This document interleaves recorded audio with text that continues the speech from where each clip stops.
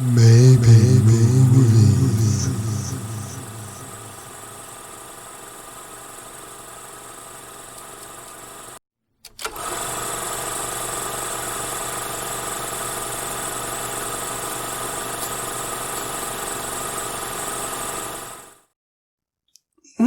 I can't say anything now. I swear to you, I swear I saw a camera right there. I'm telling you, there's nothing there, man. Oh, no, there's nothing there now. But there was. It's CIA, man. I can tell you, it's CIA. Anyway. Yeah, what were we doing? We were talking about movies again, weren't we? Oh, God. Yes, okay. We love movies. It's good. We like it. Don't knock it. Well, I like movies anyway. Welcome back to episode 13. Our teenage years. Yay! And I'm not going to do the old thing again because I did that last time. Welcome back to episode 13. And our mid-November, or end of November-ish episode. If you've been with us so far this month, then you'll know that we are looking at Ferris Bueller's Day Off and Fight Club with some slightly different changes to how we normally swap films around. It's an interesting way of doing it, that's for sure. Yeah, and so far it's gone well. The first couple of acts that we did for our new version of Ferris Bueller worked out pretty well. And so in this episode we'll be doing the first half, we'll be wrapping that up, doing the Act 3, and then we'll be starting off on our new version of Fight Club, which is I think we've both got reservations about this one. It's going to be interesting. Which does also actually bring up an interesting point, something I was thinking about earlier, because we've talked about it several times and we've mentioned it that at some point one of these is going to break and we're not going to be able to. We're going to say no, it's failed. We haven't got a film. Yeah. But on the way that we've been doing this, every time we've got two potential movies, and then we have to decide which one we would like to see be made. Of course, yeah. But if one of them breaks, does that mean that if the other one works, it's disqualified by default? Oh. Does breaking one break both? Do we have to have both to be able to potentially have a maybe movie? I don't know. I always try to be an optimist, so I would say no, that as long as it works, right? It's a movie. A movie's a movie. Okay. I don't know, but that's an interesting point. But I always try to look on the bright side of things. So yeah, I would always err on the side of as long as the movie still works, it's probably going to win. That's cool. I mean, again, we would love to know what you think. Oh yeah. I'm half tempted to say possibly we should throw it open to the people at home. I mean, you've only got a week because, again, if this goes the way I think it might, then we'll be wrapping up this month's ones next week. So let us know. I mean, I'm not making any judgment calls on it as of yet, but we'll see. I'm curious to know what you guys think. So let us know in the comments down below. It's always good to hear from you. And this week, our Maybe Movies is brought to you by a rather nice pinotage. Pinotage, and beer. Always beer. Oh, just one last little thing. I know I've mentioned it before, but if any of you are in the mood for something a little spooky, check out a short movie called Stay that you can find on the YouTube channel, aka Freelancing. That's one word, aka Freelancing. Please go and check it out. It's pretty good, and I've got a tiny cameo on it, so take a look. Awesome. So, The Gnome of Power. Yeah, and fresh candles as well. What? Well, obviously somebody thought it was getting a bit dim in here. Can't imagine why. Anyway, I don't remember seeing anyone come in, though. And we have fresh popcorn. Oh, yeah. Popcorn. Yeah. Okay. Yeah. So we were up to Act 3. Oh, Act 3. Let me get my notebook of power out. Which, if I remember rightly, because of where we left it last time, what I put down as my Act 3, so my third choice for Act 2, would actually be my first choice for Act 3. Hold the book the right way up. That helps, Sam. Well, I don't know. You could, if you've got bored, if you're so accustomed to reading that you want to challenge yourself. Come on. Can't find them. Oh gosh. Notes. Here we go. Ah, yes, Fight Club. Yes. The first one that I had for this is Cameron being catatonic down by the river or wherever they are. Indeed, my note simply says Cameron coma. Yes. Yes. An important scene, especially when we consider that Ferris is fictional here, because he's talking about his plans. Mm-hmm. He talks about how he'll lose touch with Cameron. It's interesting. He thinks it's a natural process, perhaps. But also he talks about his possible future with Sloane, or should I say Marla, of course, and how he meant it when he actually proposed earlier in the movie. So it's quite a pivotal scene. It's close to the breaking point between the characters, isn't it? Well, this is the thing, and again, from a slightly different perspective, I've sort of come to the same conclusion, because what I'd actually written when I was sort of researching it is his aside in that, Ferris's aside in that scene. Mm-hmm. And as you mentioned, the fact that they're talking about going away to college and whatever. Exactly. He'll go to one college, I'll go to another. Yeah, and I sort of looked at it as, is this his way of rationalising his own possible dissolution? Yes. Which is essentially the same thing as what you said there. But yeah, exactly. That it occurs to me, because he's moving to Fight Club in the same essential way. Tyler Durden is created for the same purpose, to assist Jack, to assist the narrator. Mm-hmm. He grows out of that role, but that's the purpose for which he's created. Yeah. And it's like Ferris is the healthier version of that. Absolutely. He's aware of his own usefulness reaching an end, perhaps. And he's no idea how to. He admits, as a fictional person, he's no idea how to move forward with Sloane, with Marla. Yeah, that was the main thing that I took away from that scene. It did also make me think, and at the time when I was watching it, because we're now making this as these films, this film is now made by and directed by David Fincher. Mm-hmm. Would then all of the asides that Ferris does, would they actually be voiceovers to mirror Fight Club? But then again, there are moments where Jack in Fight Club gives direct asides to the camera. The whole section talking about Tyler's other jobs. Of course, yes. He's talking directly to the camera. Yeah, so it doesn't matter. I thought, that's a clever thing. Should we do it this way? Because it would be slightly different. No, that's a very good point. I hadn't considered it, but yes, it is very true. It makes perfect sense, because, as I said, it's like in this version, in David Fincher's version, he knows that the break is coming soon. Mm-hmm. Perhaps sooner than he expects, because it's probably the next scene, at least the way I see it. Mm. But yes, he's when you think of all of his other sides before, he was talking about Cameron. Yeah. This is the first time he talks about himself and his future. That's true. So yeah, it really does feel like he's becoming aware of his own, if not mortality, at least the limitations of his usefulness. And when you put that into context with, which is the other point I made on that scene, while he's doing this aside, in the background, in our case Marla, in the original film Sloane, is looking after Cameron. And if you watch what she does, I mean, most of the time she's just there with basically his head in her hands, and she's stroking like his hair. But there's at least one point where she goes down and she starts stroking his lips. That's really true, isn't it? Yes. So yes, she's very tender towards him in that moment, isn't she? Really, yes. It's where the lines begin to blur between who's who, which is fantastic, and it's a beautiful synergy in that as well, because with what you were saying earlier about the scenes in the restaurant, and that kind of, as we talked a few times about last week, about there's that point where she stops seeing Ferris and starts seeing Cameron. Yes. It all, again, it's very subtle, it's in the background, but it's there if you choose to look for it. Yeah, absolutely. Yes. Because I imagine, again, that'll come to the real reveal when you have this inevitable rollback of all the various moments when, we can see that Cameron is Ferris and Ferris is Cameron. This is the moment when she's gone out on this mad adventure with this kind of crazy guy. Yeah. And then suddenly, because of something he's seen on the dashboard of his car, has gone completely catatonic. And of course, we're enjoying the company of Ferris. She's not. Oh no, I suppose it doesn't. I was going to say it does kind of beg the question. What's that? Oh, because he would have been driving at the time. I don't know. I can imagine him by two hands on the wheel. Oh!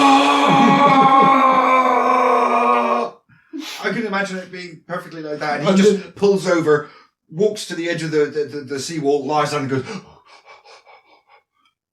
cue the moment. That's brilliant. I love it. Yeah.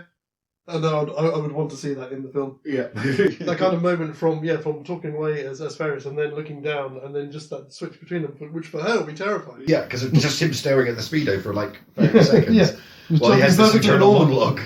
Dialogue, sorry. I love it. That was all I think I had for that one. I'm thinking then from what you were saying there that your first one is the scene after this? No, my first one was that scene. Oh, it's not something like the same one? Yes, Brilliant. yeah, absolutely. My second one is the scene after.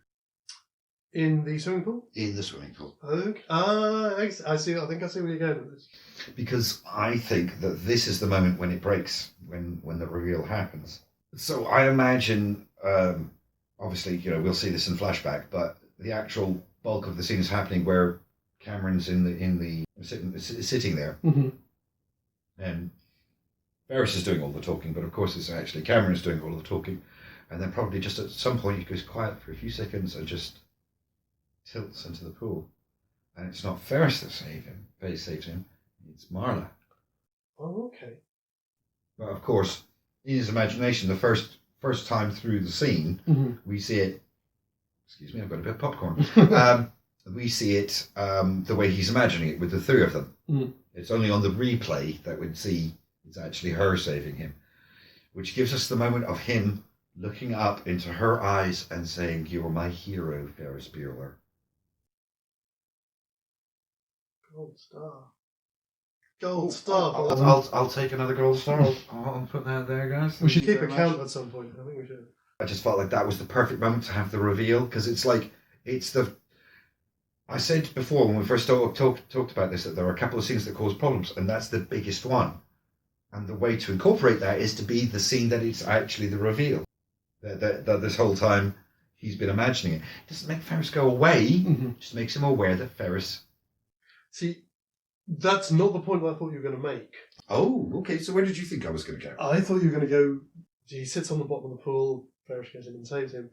And that kind of to do with the line, but not in the same way. It's the fact that he punks Ferris. He gets one over on him. Oh, right. Yes. Oh, gosh. Earlier on when I was thinking about that was actually one of the points I wanted to raise, but I forgot about it completely. Yes. Yeah, gold star. Yeah. The other thing I love about that as well, especially considering the new framework for the film. And again, if anybody out there has read Haunted by Chuck Palahniuk, or however you say it. Palahniuk. Is that how I you think say it's it? Palahniuk. Palahniuk? Okay. Yeah, if you've read Haunted, then you'll know what I'm talking about the swimming pool, about the character called St. Gutsfree. Have you read Haunted? I have, but it was about 12, 13 years ago. I'll have to go back and have another look. Yeah. Just the having the swimming pool in there does now make me think of that, which I don't want to be thinking about. By the way, sorry, Chuck, if I got the last name wrong. I was trying. I was worse. But I like it as well because it again feeds into the new narrative, because the whole thing about Marla saying, "Well, you're looking at me when I was getting changed," and those kind of things. Yes. Entirely new context. Awesome. I love it. Kind of came into this quite quickly, actually, but we're coming towards the end now. So. It's all a little bit of a it's fascinating. I mean, there's a lot we've skipped over. I mean, but a lot of it is Rooney and Jeannie action. Ooh. Sorry, I wasn't thinking. I really, really wasn't thinking. And I just have a dirty mind. There are a bunch of scenes with Rooney with the flowers, knocking out the dog, Jeannie getting home. Again, they would all be a the whole same. sequence. But this, of course, again, this is definitely real. Well, my number 2 I've got is, not surprisingly, the scene with the car. Ah, the scene with the car. Oh, so we've skipped past the police station. Because there's nothing. Again, there's no action there, unless you've got something for that.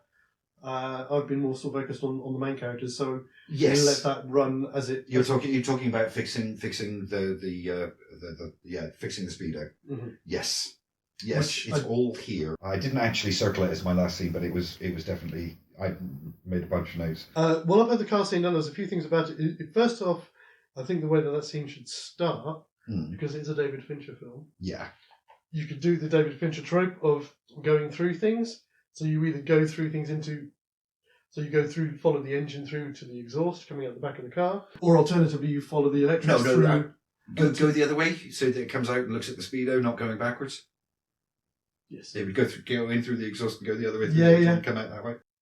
That's how I do it. That's why I thought it was a lovely thing for that. But just generally that scene, now with everything we've just discussed, it reinforces that because we've got that initial break.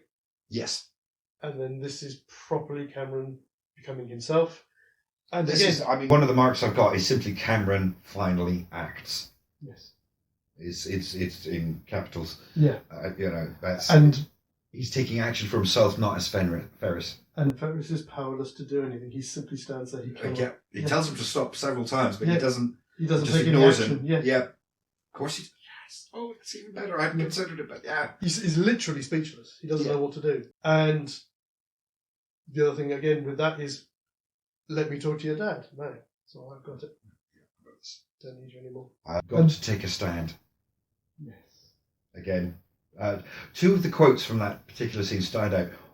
This is the best day of my life. Mm-hmm. He says that after finding out that the speedo is not going to fix, and I've got to take a stand. Mm-hmm. I've got to stand up to the man. I had as a quote from that, "It is possible to stop the Ferris Bueller, you know." Which I thought was a wonderful analogy for the gun is in my hand. Yes, it is. Yes, it is. I hadn't considered that at all. I was thinking purely about the self-actualization of Cameron there. Yeah. But no, you're in that terms of the back and forth between them. He's taking control. The gun's in my hand. Yeah. It is possible. It is that moment. And it also made me think... It is. Oh, that's beautiful. Beautiful. Another gold star. I hadn't even thought about that at all. We're going to have to buy some gold stars. Yeah, we are. We really are. Pips. The other thing that I thought about as well, again, if we wanted to have that bleed through between the films, which we sometimes do. Mm-hmm. Yeah. Car goes out the window. Everyone's stuck in silence. I just wanted to destroy something beautiful today. Why not? Because this is David Fincher. Yes. Yes. Because Marlowe would be like, what the hell? Or why? Yeah. Or whatever. And I just want to destroy. Yeah, because they've done a bunch of beautiful things. Mm-hmm. And then there's this one singular, violent, destructive, conclusive act that he takes. And that's a perfect line to put. If you're gonna take something from the original and put it into the new version, that's definitely the line to go for. Very beautiful car. Yes, it is. Okay, every time I watch that, I look at it and go, yeah, you can fix that. It's the bit when it first gets revealed and it's oh yeah, and that is oh yeah, that is a nice car. I don't think I had anything else. I mean, so did you had this one as well for your number 2? For the big scenes, yes. I mean, I want to talk a little bit about the mad dash home because, of course, that's the entire end sequence. Okay, so I'm gonna jump in front of you because I just had you got something else, have you? One tiny one, and it was just it was more of a question, really. Mm-hmm. So that end scene with Sloane. Yes. So is that real or is that fiction? Oh. No, it's fine because that actually has relevance to what I was talking about and actually gives context to what I was thinking about. So, as much as he's made this forward motion, in with the car and his impending confrontation with his father, he's still not quite ready to fully embrace Sloane. So he's Ferris still that walks her home. Okay. But the mad dash home, of course, isn't to Ferris's house, but to his own. Yeah, that makes sense. And you had, is that what you had anything else with that one, or? It was because I was thinking about the motivation why we would be seeing Ferris do this. Yeah. But of course, no, that's the motivation. Mm-hmm. That's why he's still, he's still got some ways to go. He's not as self-actualized as Jack is at the end of the movie. He can handle family. He feels confident enough to handle family pressures. Women are still a completely different. Still has issues. Kettle of coal or whatever. Yeah. Coal. I don't know. It's just what came to my head at the time. So I like that. and then their film ends as it ends. Which also gives a nice little poignancy to Ferris's final words. Well, not final words, but the final words of the official movie. I'll said it before and I'll say it once again. My life moves by pretty fast. You better stop and take a look around every once in a while. Yep. Both in the context of Cameron and as Ferris as a fictional person who's aware of his own limitations. He's aware, and I have to stop and take a look around every once in a while. I've just had a thought. Sorry. So just coming back to the closing scene with Marlo, and he goes off. He realizes, oh shit, I'll go back. Runs off, and literally just she does the thing. And, she may even say "I love you" or whatever. After he's gone, and then just to the camera, he's gonna fuck me.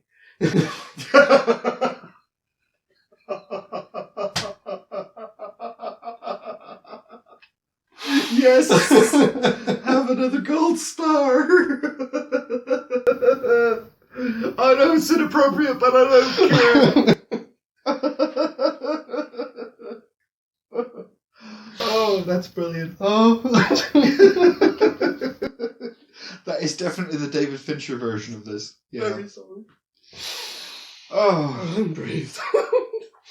Yes. Okay, so that brings us to the end. To the end. I mean, unless we've got any final comments. No. And I've covered all of my little niggles and things in that last little moment, so unless you've got anything to add, I think we're at the end. I think, I suppose, nothing directly to do with the film. Something I've had recently, because obviously people are listening, and because we've been doing this, I keep getting spammed with stuff about Ferris Bueller and about the film and things like this. Of course, yes, they're always listening. Yes. They are out there. I keep telling you. You see? Cameras. No, they're not in here. They're out there. Are you sure? Because we don't even know what else it might be out. What's out there? I'm not looking behind those curtains. Are you? God, no.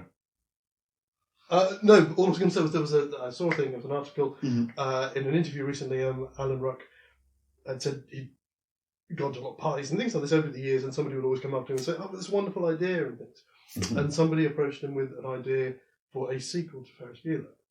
And I was like, is it going to work? Don't know. And what they suggested is they're in their 70s. Okay. And Ferris either leaves work or something, or takes time out, takes a day off from whatever he's doing to go and break Cameron out of a nursing home. That would be an interesting one. Yes. It would be like Bubba Hotep meets Ferris Bueller. It could work. Yeah. Because they were saying, they're not quite there. It says they're not quite there, because I think Alan Ruck is the eldest, he's about 63. And the others, I think Matthew Broderick's in his late 50s and Mia Sarah's in her early 50s. Yeah. So, but again, you could, with makeup, you could shoot it now, because they're probably going to be fit enough. They could do it easily now with the digital age. I mean, yeah. Exactly, yeah. So, it would be interesting to see if they did.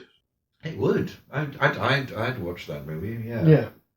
Okay, so we have reached the end of our first film. I like it. I don't know about you. I'd like to see it. Especially because, of course, David Fincher as a director would find far more wrinkles to exploit than we have so far with our limited time. That's the thing I was thinking. That was, I suppose, the only other thing, overarching thing that we could say about the whole thing, is that we have to remember that with him at the helm, as it were, there would be potentially be a lot more of a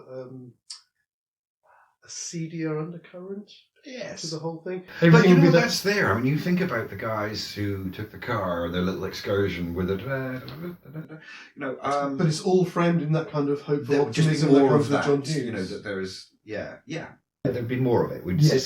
So maybe, we'd be seeing the beautiful scenes of where they are, and then in the background, homeless people would be getting kicked in back hops or something like that. Exactly. It would be there, but it would be a detail. Yeah. Because that's what Fincher likes. He likes details, doesn't he? Yeah. Visual details. I'd like to see that movie, especially if it's directed by David. Mm-hmm. It wouldn't be so interesting to watch, I think, directed by John Hughes. No. He's a little too safe with his cinematography in terms of things like that. To put that kind of spin on it, yeah. Yeah. He wouldn't exploit the situation as fully. He likes a more straightforward style of storytelling, which is fair enough.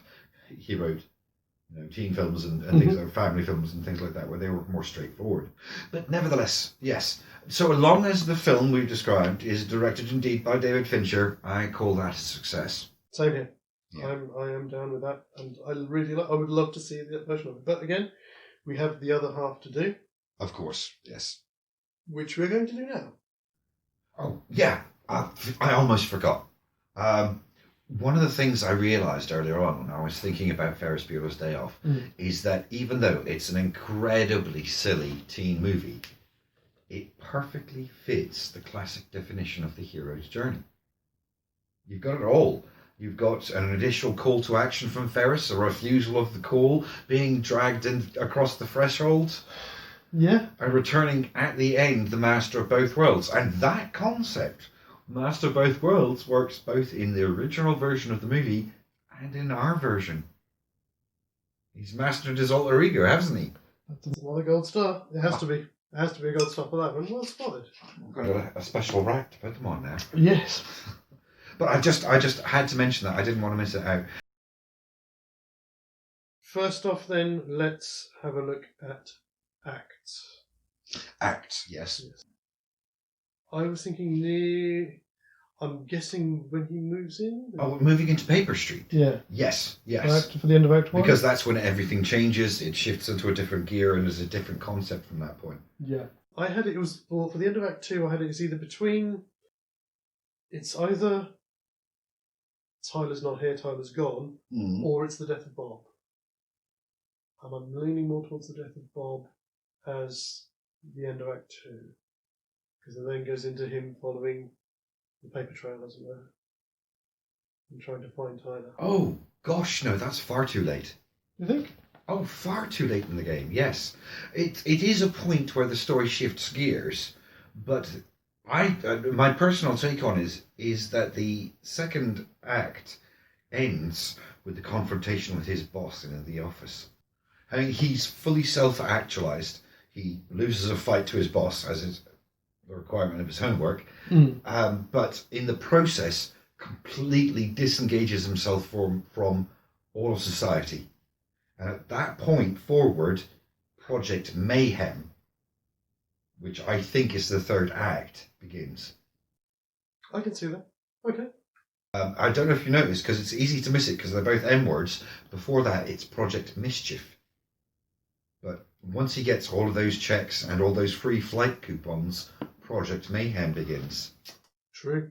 Yeah, that makes sense. Okay. I'm happy with that. So that's my argument for that one. Also, because things happen very rapidly also after Tyler's gone. Yes. Very rapidly indeed. So I felt it was probably a bit too close to the end. Okay, no, I will go with that. Okay, cool, excellent. What did you have for your first? Marla. Okay. Or, of course, Sloane in this case. So I will get in there ahead of you again, if that's okay. Okay, of course. There are a couple. I've got two very small ones. Because, again, it's one of those films.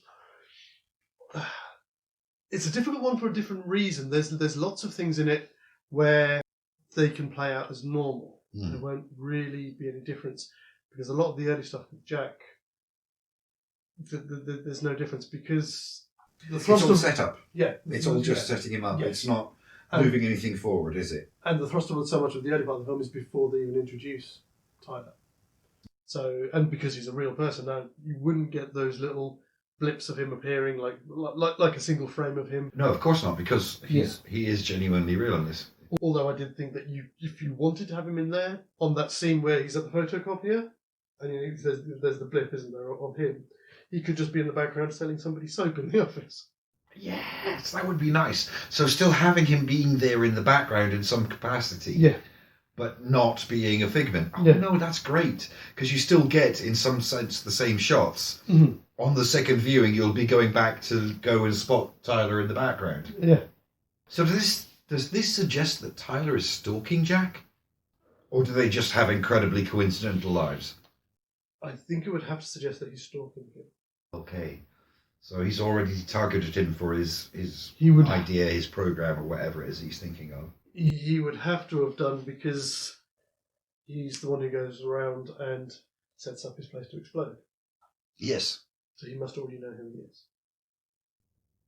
So in this version, we're assuming that Tyler has set up their entire meeting on the plane in the first place. Yeah. This has all been pre-planned.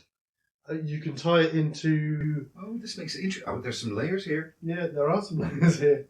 Oh, they're an onion, baby. Oh. Yeah. But I was just thinking about the whole bit with the Doctor as well. Mm. I keep waking up in place I don't know how I got there. Rather than those are the moments when he's being Tyler, it may just have been that he's met Tyler at one of those moments and he doesn't remember. Well, this is a bit like I'm going to go deep. So, are these suggestions that maybe he's met Tyler and Tyler's done something to make him forget? Like drugged him or something? It's possible. It's entirely possible. Again, before we go any further, I have to remember as well, this is now a John Hughes film. Mm. Oh, yeah, so it's going to be a bit lighter, a little gentler on the soul. Yes. Yeah, that's very true. That's very true. Yes. John Hughes doesn't do the uber nasty. No. Could be so wrong. I did think that. So the only one that I had was the opening monologue and montage about the support groups and all of that kind of thing. Mm-hmm. Which I was thinking about it. That was what brought me onto this idea that would then in our new version of Ferris, those bits be a voiceover as opposed to him talking, breaking the fourth wall. Yeah.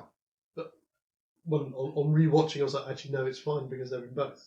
But I think it would be interesting to see all of those montage scenes with him actually directly addressing the camera, like Ferris would. Because we've got that reversal again, haven't we? Because it's the real person is our narrator, as opposed to the imaginary person. I just had a lovely image in my head of the scene the first time when he cries with Bob, of him like crying, and he kind of takes his face away, and you see like where he's been crying on his shirt, and he just turns and starts addressing the camera. Things like that. Those delivering that same monologue. Well, yes, because that does make sense. Because if you think about it, the majority of the story is told in the past tense. So he is the storyteller, he is the narrator, he's telling it, but he's acting it out. I'm sorry, for those of you folks who don't care about theatre, you won't know this, but it's a bit like the stage version of The Woman in Black. Good choice. Yeah, good analogy. You know, he's telling the story, but he has to step out to be the narrator every once in a while, because he is telling the story. Yeah. So that makes sense, yeah, perfectly. But I also like it as well because it's a John Hughes film now. And especially the support groups bit, there's that togetherness. Not so much that, it's the dissonance between that stark reality that this is what people go through. Yeah. And yet into that you've got this character who's almost delivering things in an 80s teen movie kind of fashion. Yeah, just the running commentary, yeah. Which did also make me think Alan Ruck as Jack in Fight Club. Sorry, who? Cameron, the actor who plays Cameron, as the narrator in Fight Club would have been fantastic. He would have been. There's similarities in the There are. I was about to say that. Yes. It's just a question of height. That's the thing. That's the real thing. Which then got me thinking: what we should have done instead? Then we should have had Brad Pitt and Edward Norton as Ferris and Cameron, and then done it the other way. But we didn't. So no, we didn't. We made our choices, and I think we'll have to stick with them. Exactly. That was the first one that I had, and then yes, because Marla comes in now. So yes. So for me, it's the introduction of the first real character of the movie, and she is this complete thing that completely derails Jack on his quest for peace and sleep. It has to be one of the scenes that I pick because she's one of the main trio. It was my second scene as well. Now, of course, this is the question. Now we have to ask: what is the Sloane we're getting? So she's 7 or 8 years older. I have a list. I have more questions than I do answers on this. But you've got the lead on this one, so I haven't thought about it in a huge amount of detail, but my first possibility is that she is the same slightly spoiled rich girl that she is from Ferris Bueller. She's just slumming it. Okay. She's come down to see how the other half live, and this is one way to do it. To go into the church halls and community centres and find people who are desperate. It's a little bit safer than walking down Skid Row, That works, because I had a list of questions. So what is, we need to know what her backstory is, because she's not Marla Singer. Yeah. She's not at all. She has a very privileged lifestyle, so why would she be there? She's giving Daddy the middle finger. It did suddenly occur to me, is it because he didn't marry her?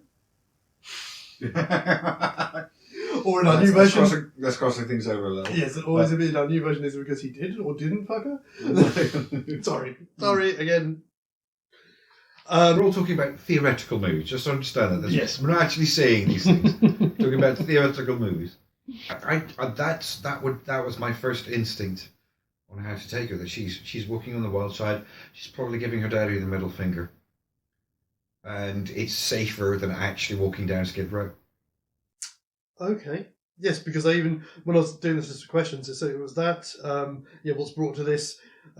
Would her family, if she was genuinely in that situation because her situation was that desperate, is that something her family would allow, which they probably wouldn't do?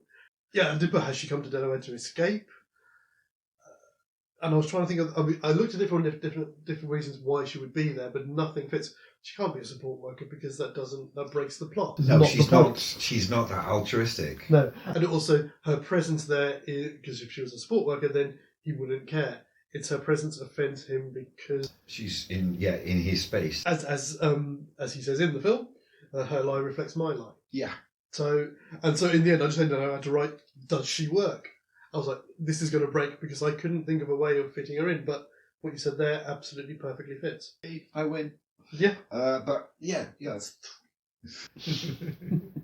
does, because she's still that same person. She's still wearing those spazzy sunglasses and all the rest like Marla is. Yeah. I mean, does Sloane smoke in this version? She's sticking the middle finger to Daddy, so she's probably smoking. And that would come over quite nicely because her clothing she'd still have the quality of clothing. Yes. But it would be a bit run down because she hasn't. So she stands out in the same way that Marla does, but in different ways because of her clothing. Yeah. So her clothing would still be very, fashion orientated. Yeah. But it might be a couple of years out of date because she's loving it. I have to admit, I didn't think that far. I think literally her with her ridiculous, just being so obviously not part of this group. Yeah, that does make more sense. Oh, that was the biggest problem that I had with that was trying to fit in how does she fit into the narrative? Yeah, that's always been the problem because Sloane is not the girl that lives in the same lanes that Jack and Tyler run in.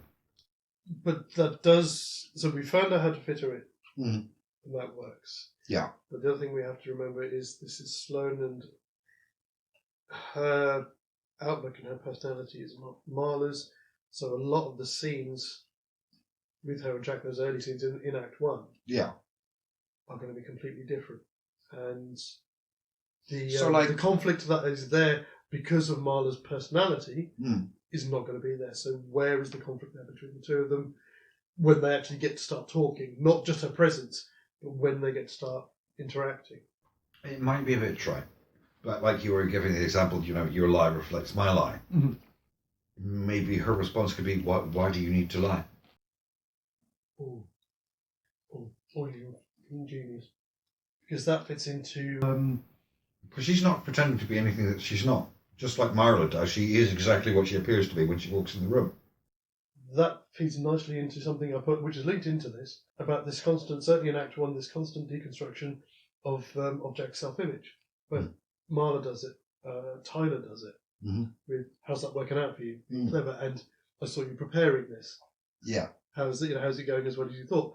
So it fits into that niche as well. She could have that trite awareness, but it comes from a different angle on society. It's instead of coming from below up, it's coming up down. Yeah. So it's got the same effect. It's just as distantly related to the entire situation as Marla is. Which forms a nice connection with what I was saying last week. About Cameron's opinion of functionaries and things like that. Oh, yes. So that class strata comes into it. Yeah, of course it does, yeah. But that is the primary reason I picked that scene is simply because it introduces Marla. She's one of our primary trio, and we need to examine that scene because how she's introduced matters. I so think much. we've covered that very succinctly. Yeah, and we're happy then that those scenes when you actually get to confront her, when they go out with the whole bit with the clothes and all that kind of thing. I mean, would you still have scenes like that? Because she doesn't need to go and steal somebody's clothes to sell. Well, again, but it's why I liked my initial conceit of her, slumming it. She's doing everything she can. She's being deliberately obnoxious. Oh, okay. No, So she's trying to be what she thinks street people are. It's a bit slow on the uptake this evening, people. I'm really sorry. No, he's not. He's not. It's like I could see it from, say, down to about this depth, but you're saying that she's taking it down to about this depth. She's full on LARPing. Gotcha. Yes, She's I'm full on LARPing. Yeah. So That yes, was it does good, right? work. So all of these things do work. Again, she won't be as acerbic with him as Marla is. But they'll still have the Slightly conversation about dividing the week up and Yeah. all of those things. And I can imagine her going into a laundrette and just randomly stealing some clothes because she thinks this is what people do. Yeah. I mean, if you wanted to go that far, if you wanted to throw it in, she could even have a little book of things that she does. Oh, She yeah, goes that'd to be the nice. book Just and goes, pull it out, pulls just- it back. All right, goes Doesn't to the say anything, laundrette. just ticks off a thing. Yeah, done that now.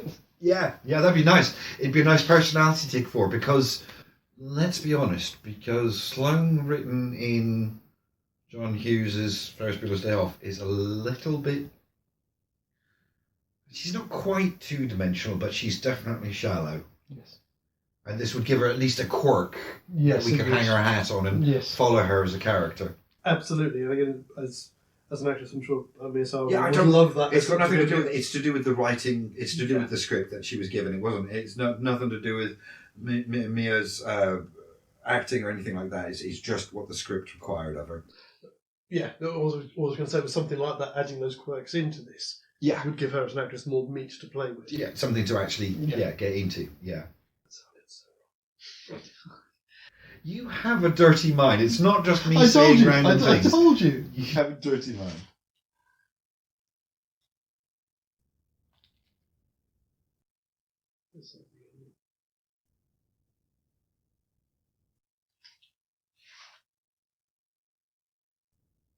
You can look. It might be a bullworm. I don't know what it was.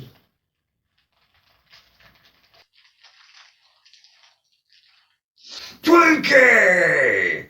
Twinkie, Twinkie, Twinkie! Is there another one?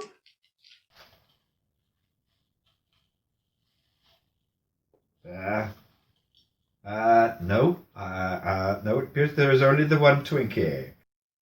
Okay, that's even worse. Because that means that they know that I'm lactose intolerant.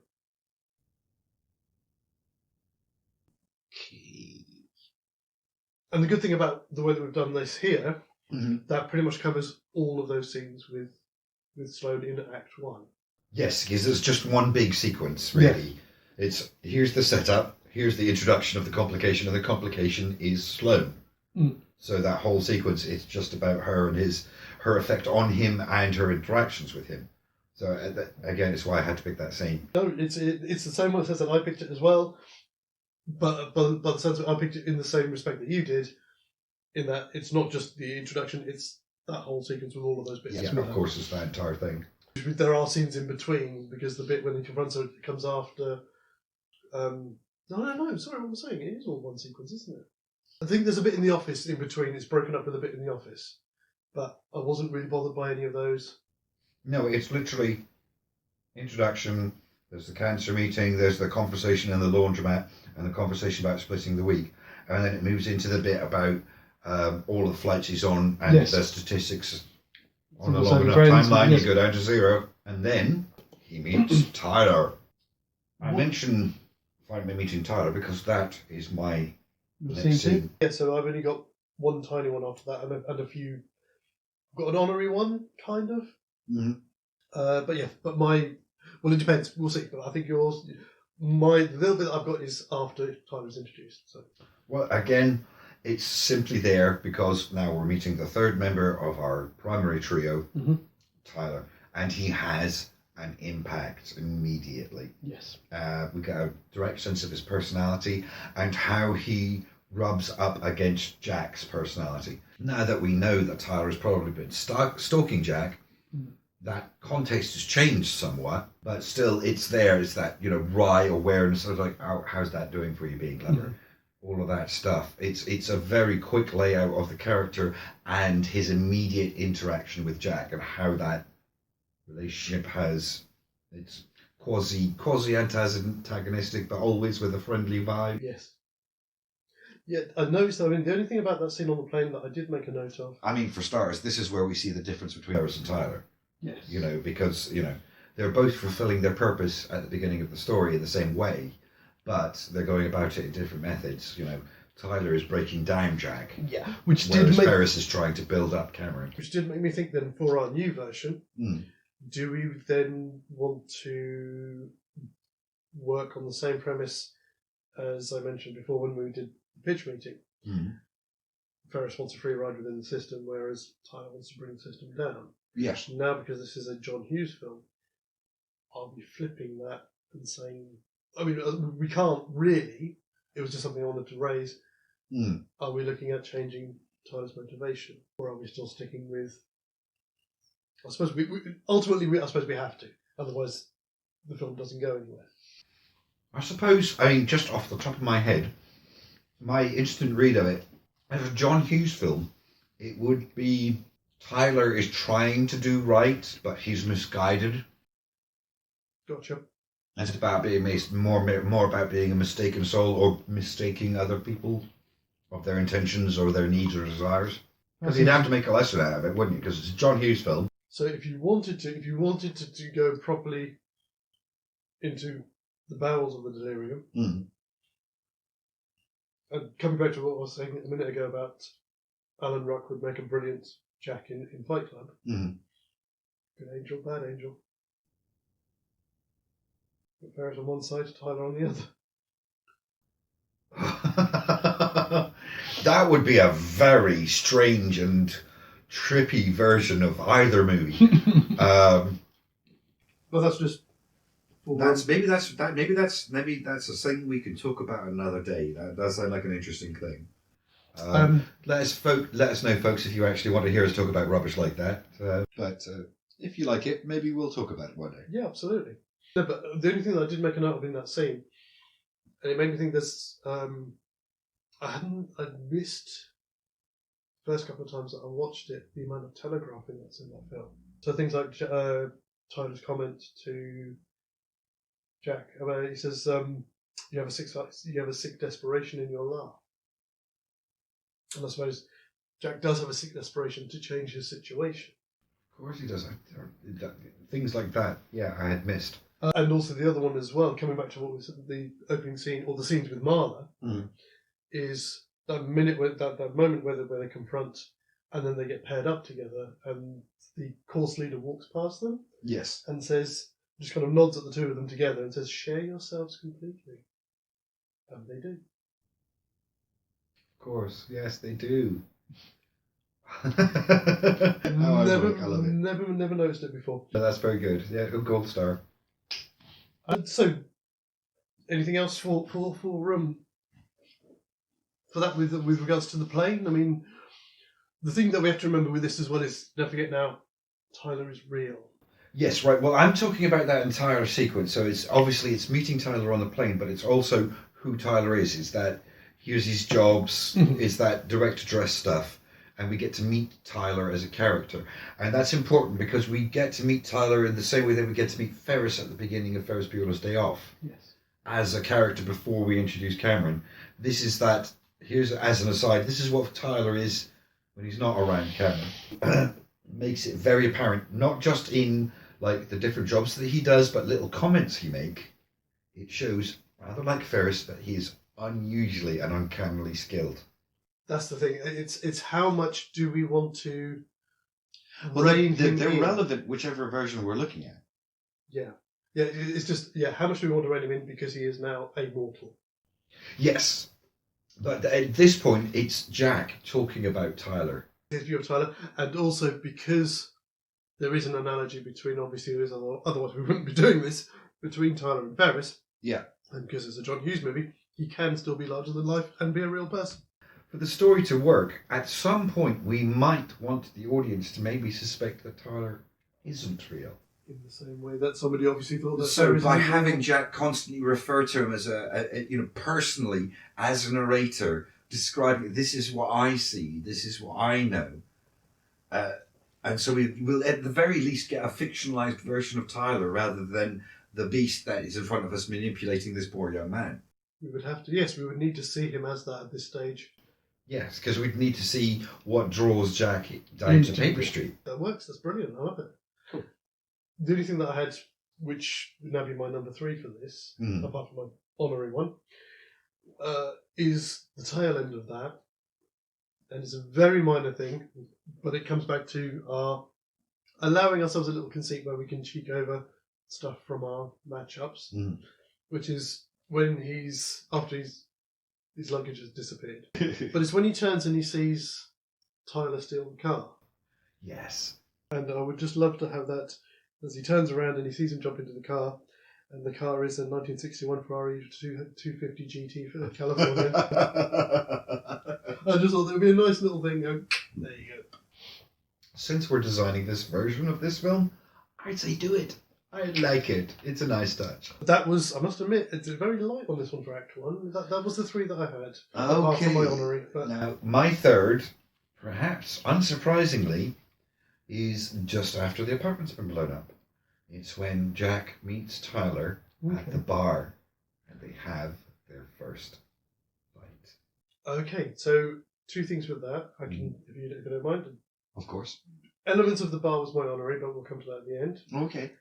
There was just one thing that did occur to me. When Jack goes to the apartment and everything's blown up and is on the street, Yes, of course.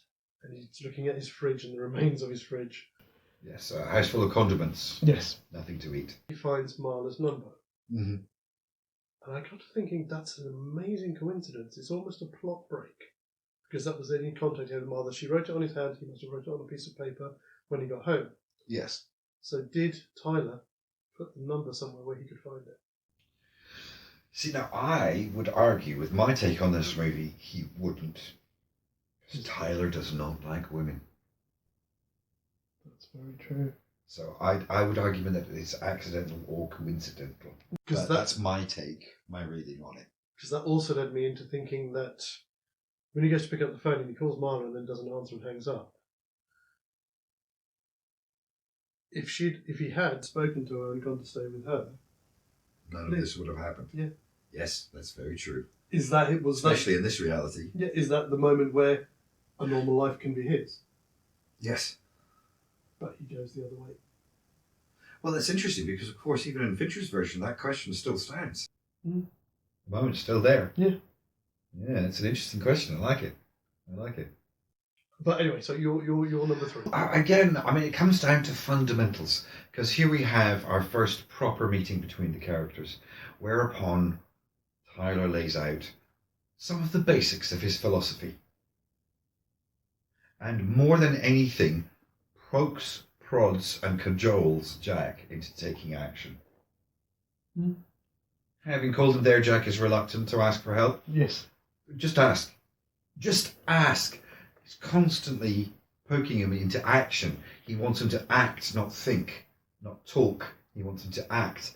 And it's a very, very basic introduction to the fundamental philosophies of Tyler Durden. In the same way that Ferris is trying to provoke camera into action. And of course, it culminates in the fight that eventually leads to him moving into Paper Street, taking us into the next phase of action. So there's multiple levels upon which this scene is pivotal. Mm-hmm.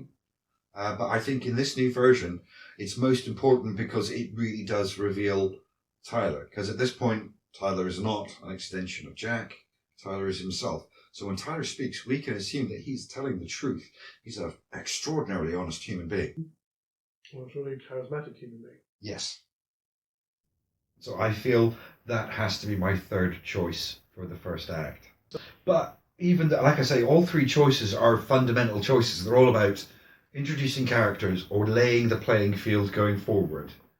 But they're important because of that. Mhm. You know, because we need to know these characters, especially now when we know they're all real people and they're having real interactions. Who they are matters. And these scenes are all pivotal to the characters. No, I can see that. I can see that definitely. It always catches me. Having been hit in the ear before, that bit always catches me. Yes, no, that's never fun. No. You know, as a Especially person when it who was on- suffers from tinnitus, being punched in the ear is not good. Especially when it was on stage at the time. Oh. Yeah, it was Habeas And Corpus. the show must go on. Yes, Habeas Corpus. Oh, goodness. Market. Yeah. So the Eleanor Irish was- one? It was a scene. One of the characters, it was my friend Eleanor. She was supposed to just slap me around the face, and got it wrong and slapped me right on the ear, and I was that close to just going Ow. straight down. I was like, oh yeah, no. There you go. Yeah, that will do it. That will do it. But if I'm not mistaken, that takes us to Paper Street. It does take us to Paper Street and the end. And the end of Act 1, End as of you Act say. 1. The only thing that I had, it's a weird thing to have thought about. I mean, with that scene in the bar, Mhm. and I think I started listening to things a bit too much because I was like, Tyler's, that's what I was about to say, Ferris.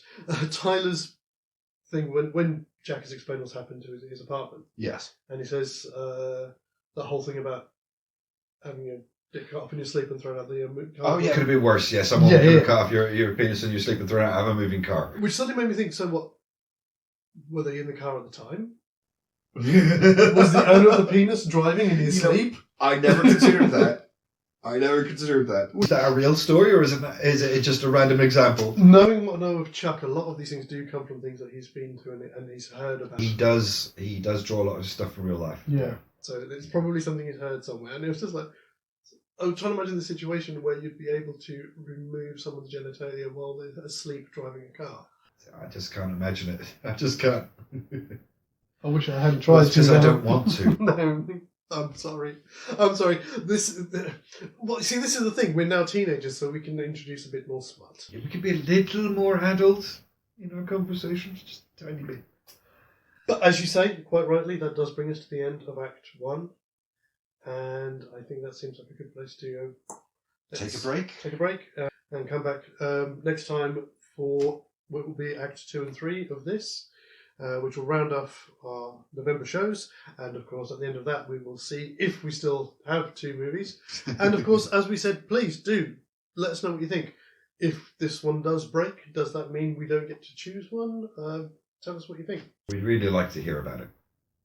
Until then, obviously under the situation that we all find ourselves in once again, be safe, take care of one another, and we will see you next time. As always, like, share, and subscribe. And until next time, TTFN.